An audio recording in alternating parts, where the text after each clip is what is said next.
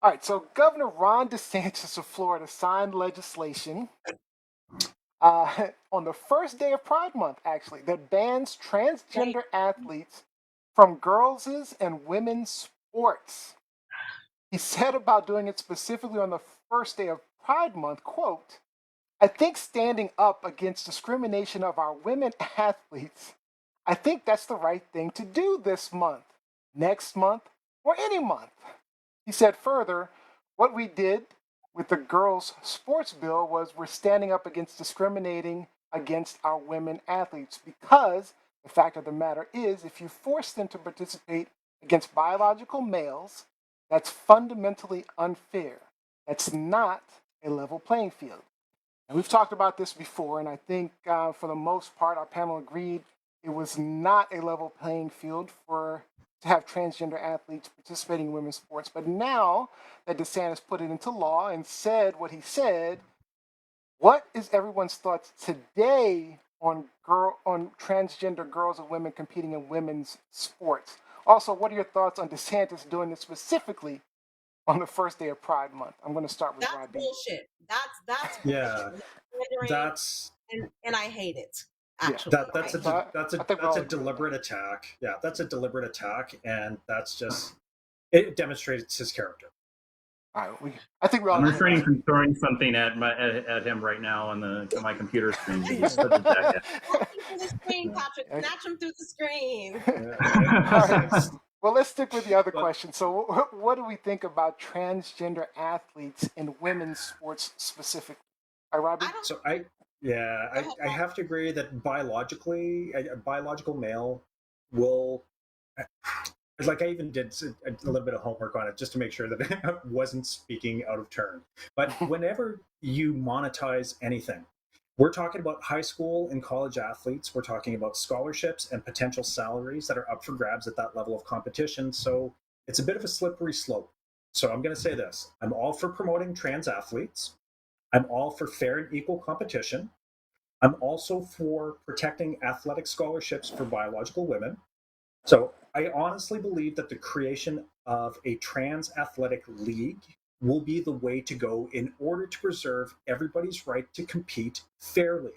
And this is it's coming to the forefront more and more. And it's an issue that we are grappling with, that people don't know how to deal with. And I think that just give everybody an even platform to compete in. I'm gonna go with Patrick next. Okay, but we're talking about kids in the high school level. I mean, sure, there's a growing number of trans athletes in high school and college, yeah, but also in the high school. I mean, there's a growing number of trans athletes that are coming out, and that's great. Do you really think we're going to have a transgender athletic league? I just don't see it really necessarily being a feasible sort of thing. But like even as they're growing, what I think, I mean, this whole thing about trans women having a competitive advantage, there's no real evidence of that. I mean, the people who have been making that argument for a long time now have never really been able to cite any sort of, like, it's all anecdotal, this sense that, like, because they this idea that they were born male or whatever, even though it's much more complicated than that when you're talking about transgender people, that they somehow have a benefit over women, cisgender female athletes. That it's based on anecdotal ideas, and I think a lot of it's based on the preconceptions and misconceptions that people have about transgender folks, and not based on science. So I think we need to take a step back from this and look at what is the way to make the playing field equal for everybody, including transgender athletes, and allow them the ability to play and compete in sports like any other teenager should be able to. I also will say that a lot of the leagues, the NCAA, a lot of local leagues have been allowing transgender people to compete on transgender women to play and girls to play in girls leagues for a long time, and only recently has this really become an issue. and a lot of it is because frankly, there are conservative politicians now that are trying to play the culture war game and make these things issues when they've been going on for a long time without anybody seriously making an issue out of it. So that's why I want to throw things at Governor DeSantis. All right, Lizzie, let's go. I want to throw things at Governor DeSantis, but I think for different reasons than Patrick. Getting to like actual competition portion of it, there's a reason why there's a division between male sports and female sports, male sports, men's sports and women's sports. There's a reason why in most sports, the two don't compete together against one another. There are biological reasons for that. But listening to what both Patrick said and what Rob said, I think one of the main things that's missing here, when you have someone like Governor DeSantis or other politicians who are involved in this, and they're coming from a political standpoint, they're coming from a fake me out religious standpoint. But the first thing Rob said was, I did my research. No one is talking about research here. No one is talking, and when I say research, I don't mean like, Rob, we're able to do quick research, on Google, but no one is doing like exhaustive studies on this and how to make this a better situation. And so, yeah, we talked about this a couple of times on the show. I have long since said that I don't know what my opinion is, one way or the other, because I am an advocate for LGBTQ community. I am an advocate for transgender athletes. However, I do understand the female athlete who is saying this shit isn't fair. So we have to get serious. You can't just make a law without understanding what the actual issue is. That's what you're getting to, my point. We need to do research, and research doesn't happen overnight. This isn't going to be something that's going to be, figured out by the time the Olympics start next month. Yeah. Like, this is going to take a minute. You're getting to and I don't think any of these politicians are prepared to do that. And they are playing on people's religious fears, gender fears, all of that stuff. And that's what's complicating the issue. Yeah. That's what's complicating the issue. Okay, so I did my research too, and I ran across this great article. It's called, let me see if I can pull it up real quick. Hold on. Striking the balance between fairness and competition, the rights of can't talk for some reason. Striking the balance between fairness and competition and the rights of transgender athletes by Chris Supranant. All right, so considering that both are important, right? I think we all agree that both are important. He notes that the reason for women's sports was to create a level playing field for women to compete, because when they were competing against men, that they couldn't. So that's why women's sports was created. And he noted a proven fact that, and this is a quote from him, pound for pound, men are more athletic than women, which is why women's sports exist. And the whole point was, okay, I already said that. So now, for example, we wouldn't want to have children competing against adults. Why? Because there's a clear difference between skill levels.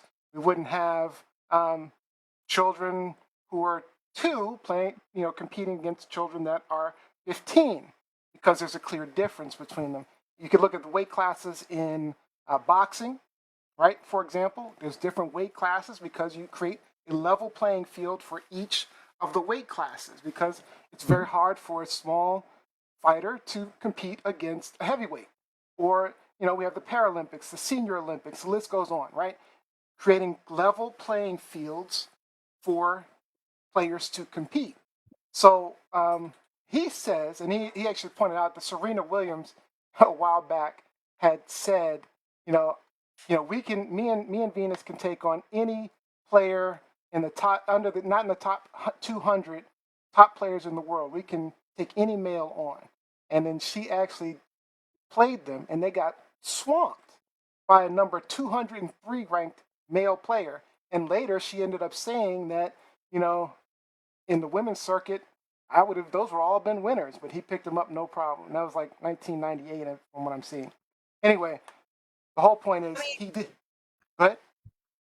just going to say, I mean, that's a good point. I don't think that's a point you want to put here, because we can go back to Billie Jean King versus Bobby Riggs, in which he actually beat Beat him. Bobby Riggs. Yep. So we can throw that to the wayside.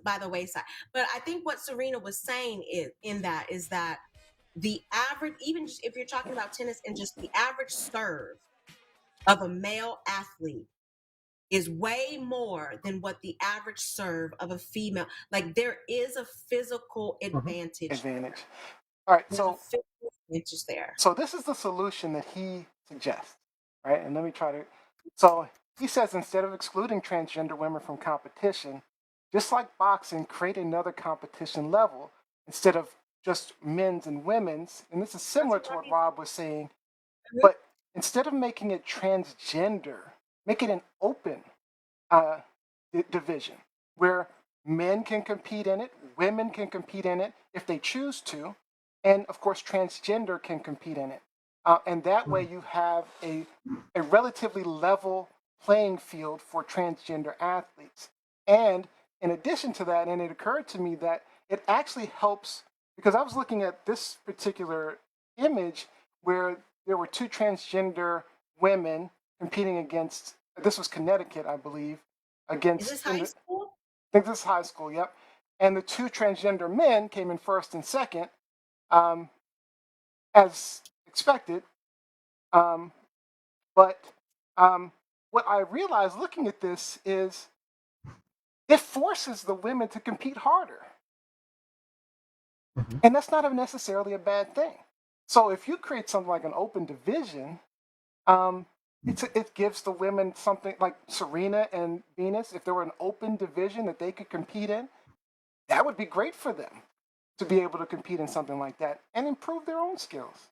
So then where is the incentive for the men to compete harder?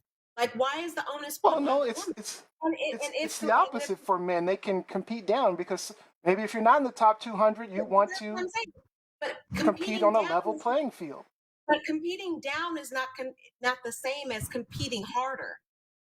You're taking yourself down. But that's where the balance comes in, though.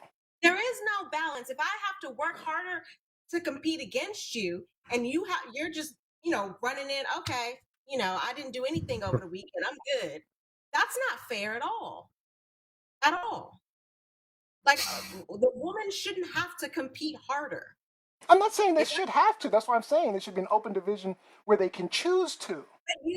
But the scenario that you're setting up is not to the advantage of the biological woman. If she has to go be above and beyond. She doesn't have to. You keep saying have to. She doesn't have to. She would choose to. She wants to win. Why wouldn't she if she wants to win? She can choose to compete against women if she chooses to, or choose to compete in the open division. She has that choice. It's not a have to. The language you said, it would give them the opportunity to compete harder. Compete harder for what?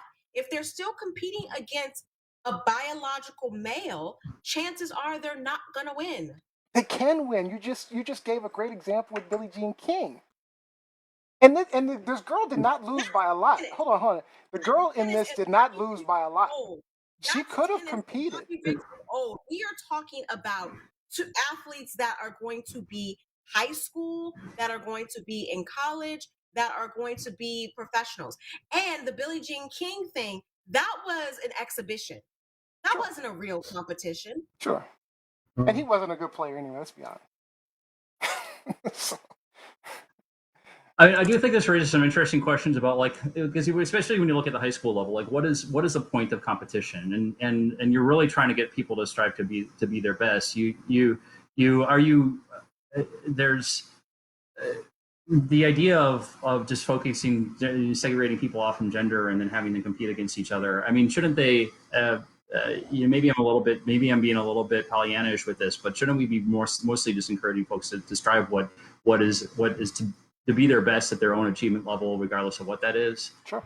So of course, Patrick. But the problem is, even at the high school level, then there are scouts, there are college scholars, there are college scouts and scholarships that are being bandied about. So as soon as you monetize it, it becomes problematic because you have to find that balance, that equation to create a fair and equal playing level so that everyone has equal opportunity to those opportunities.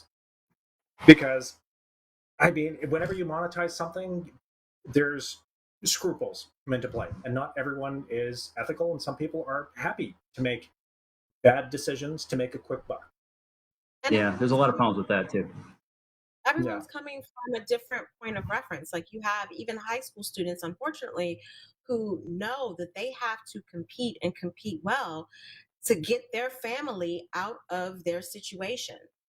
And so if you change the circumstances of the competition where they are at a disadvantage, they might not get that scholarship.